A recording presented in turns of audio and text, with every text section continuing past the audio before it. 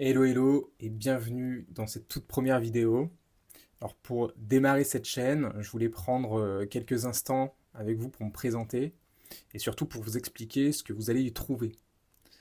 Alors ça fait un bon moment que j'avais envie de lancer un format comme celui-ci pour partager autour de sujets qui me passionnent. Le marketing digital, le SEO, l'intelligence artificielle, la création de sites et puis plein d'autres sujets qui tournent autour du web. Et puis d'ailleurs, c'est pas seulement une passion, parce que c'est aussi mon quotidien. Je suis consultant SEO depuis presque 4 ans maintenant. Et puis pour cette première vidéo, j'ai envie de vous parler de 3 sujets côté SEO. Alors le premier sujet, c'est le contenu généré par IA. Jusqu'où peut-on aller sans se faire pénaliser? Le deuxième sujet, ça serait pourquoi Google n'indexe pas toujours vos pages, même quand tout semble bien fait. Et le troisième sujet, ça serait la notion de ligne vélocité. On verra ce que c'est et pourquoi ça peut jouer sur votre visibilité. Alors, donc pour commencer, parlons contenu IA. Ce que Google tolère ou pas d'ailleurs. Donc d'après une étude d'Ahref, plus de 85% des pages bien positionnées sur Google utilisent au moins un peu d'intelligence artificielle. Donc non, l'IA n'est pas le mal absolu. Mais attention, c'est pas une raison pour balancer 1000 pages en mode automatique. Google est clair sur le sujet. Si ton site se fait démonter lors d'une mise à jour encore ou d'un spam update, c'est souvent parce que ton contenu est trop robotisé ou pas assez pertinent. Donc le vrai signal d'alerte, c'est pas l'outil que tu utilises, c'est l'intention et la qualité derrière. En fait, quand tu vas créer ton contenu, c'est méga important que tu te positionnes via l'utilisateur et pas uniquement vers toi et pour le SEO. Tu écris principalement pour les utilisateurs. Donc si toi, tu décides d'expliquer pourquoi ton chat fait pipi partout, c'est parce que déjà, il y a de la demande sur le sujet. Ça veut dire que les gens recherchent cette thématique-là.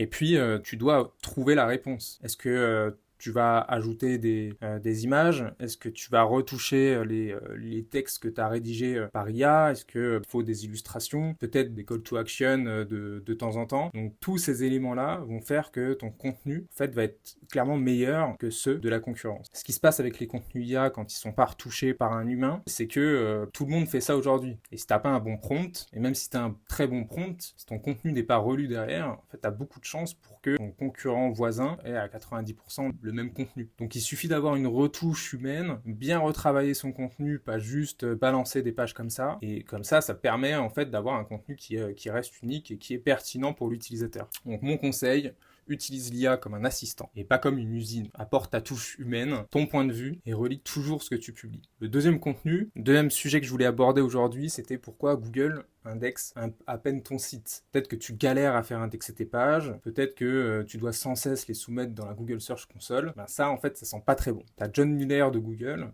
qui a expliqué récemment que si un site techniquement propre est à peine indexé, c'est que Google n'est pas convaincu de sa qualité globale.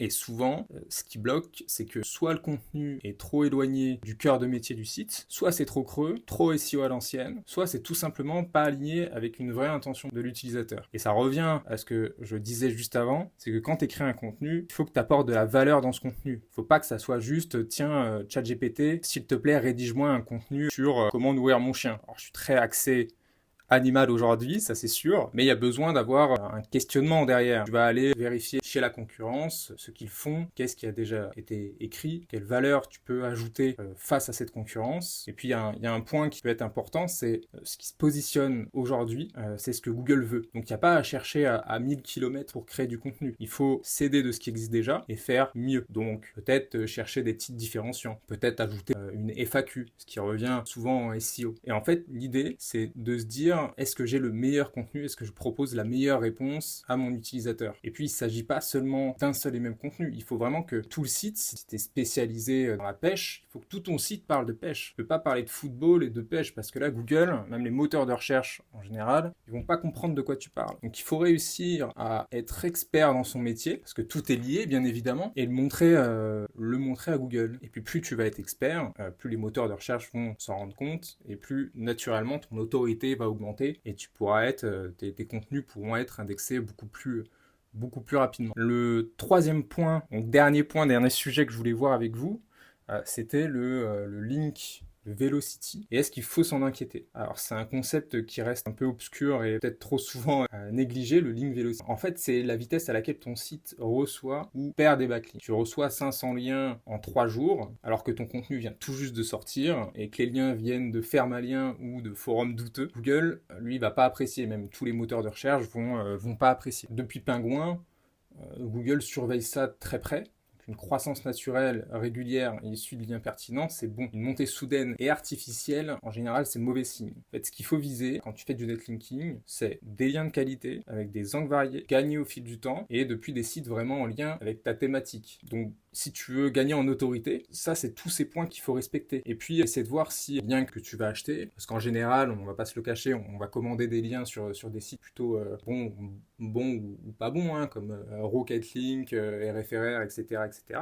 Il y en a beaucoup. On oublie de regarder si le site a des vraies métriques. Est-ce que le site a du trafic? Est-ce que le site a du trafic dans ta thématique? Est-ce qu'il se positionne sur des mots-clés qui sont intéressants pour toi? Tout ça, c'est des questions auxquelles tu dois répondre et qui sont méga importantes. Si tu as un site qui est exactement dans la même thématique que toi, qui a du trafic, qui a de l'autorité, en fait, tu auras tout intérêt à essayer de positionner un lien dessus. Et puis après, il faut voir le rapport qualité-prix parce que certains liens peuvent être à 10 € et d'autres liens peuvent être à 1000 €. Et il faut voir si tu arrives à récupérer un peu d'autorité. Il faut voir le retour sur... En fait, le retour sur investissement est difficile à calculer à partir de ce moment-là, mais ton autorité va augmenter naturellement du coup pas trop naturel, mais si tu arrives à avoir des liens, des backlinks qualitatifs en vérifiant chaque métrique, en fait, Google va te faire confiance. Et puis au contraire, si tu as décidé de faire 500 ou 1000 liens par mois sur des sites un peu douteux, là, soit tu te prends une pénalité, soit les liens sont ignorés. Et d'ailleurs, en ce moment, ils sont plus... ça fait quelques années, Google le dit maintenant, il ignore les liens au lieu d'envoyer des pénalités, puisque parfois ton site peut notamment se faire spammer par des concurrents qui te veulent du mal. Et donc maintenant les liens tu peux en faire, s'ils sont mauvais, de toute façon Google les ignorera. Et puis voilà, si tu as envie que je développe d'autres sujets, n'hésite pas à me le dire. Puis si cette vidéo t'a plu, n'hésite pas à t'abonner, ajouter un like, poser des questions en commentaire et je te répondrai avec plaisir. À très vite pour la suite. Bye.